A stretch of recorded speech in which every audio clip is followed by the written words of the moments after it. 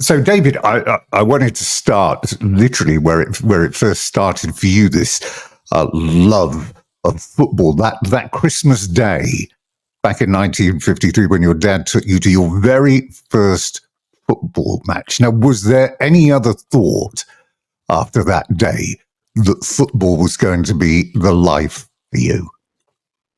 I never thought on that day that it was going to be the life for me. I was just thrilled by the game that I saw and wanted to go and kick a ball myself. And of course, when I started kicking a ball, I realised I was certainly as good as the other boys that were kicking a ball, and sometimes better. And so I advanced quite quickly. And by the under 11s, I was still at a primary school, I was selected for the Nottingham Schoolboys under 11 side. And in those days, schoolboy football was very, very well organised. And you had to come through trials. Your sportsmaster nominated you for the trials. And other schoolmasters, very honest, hard-working guys who looked after the football teams at their schools outside of their normal curricular activities, never wanted any money for it, very genuine people. And I was encouraged because I was quite good at it. What was the view of your parents at the time that you'd acquired this great love and this passion that was building in your teen years?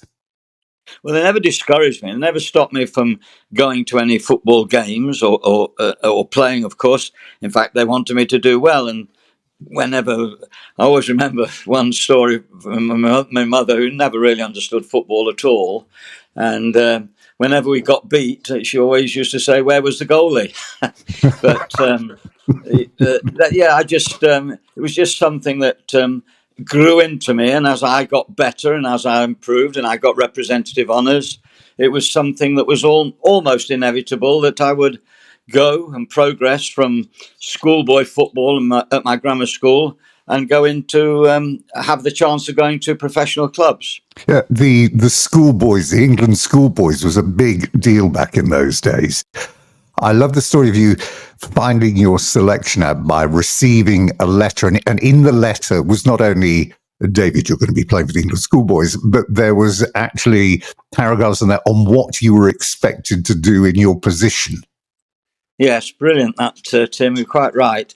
It was very strange. He was a rather obese gentleman, but he was a very brainy guy, and he had coached a famous couple of people in Ellesmere Port, Joe Mercer, one of them.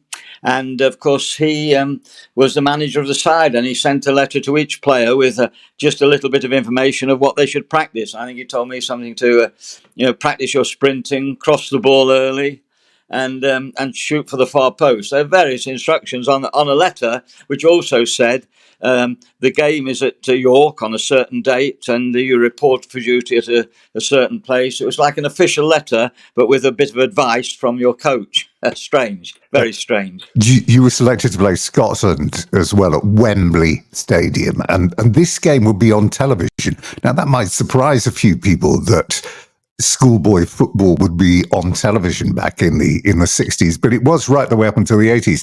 But the other interesting feature here is it's always great to go back and look at the players that you lined up alongside. Your captain, the great Ron Harris. George Graham was there, Bobby Moncur, and your partner, Barry Fry. Yes, that's correct. I've known Barry a long time, and he has a photograph. I haven't got any photographs of that game. He has a photograph of in his studio at home of heading a goal, where he tells everyone that goes to visit him and does a television recording with him. He says, "See that photo? Pleat crossed that ball." So he gives me a mention. But it was a wonderful occasion. It's a blur now, of course, but I do remember or recall or certainly read about in reports that I beat a couple of men from the halfway line and slid a ball in at the far post, off the post into the goal. One of the goals in the 5-3 demolition of Scotland. I say demolition because I speak to George Graham now and again and occasionally have to remind him of that. He was playing, as I say, inside left as it was then, number 10 for Scotland. And they had a very good team, as it happens, and I formed a friendship with two of their players, which was strange. We both signed for Glasgow Rangers and both had very good careers, particularly Jim Forrest, the centre forward, who they passed away now, and Alex Willoughby, the inside forward. But schoolboy football was wonderful. 95,000 people there. I think the guest of honour was the Minister of Transport at the time, who was being responsible for the new motorway called the M1, and his name was Ernest Marples. I remember that. I don't know why, but I remember his name.